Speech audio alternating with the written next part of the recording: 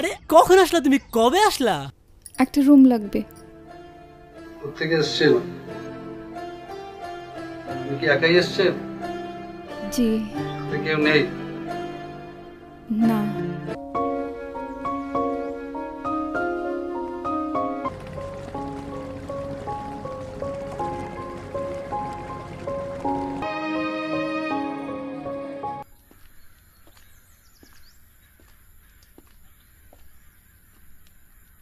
বছর ধরে এই দিনের অপেক্ষায় ছিলাম, অনেক সাহস সঞ্চয় করছি, আজকে আসলাম।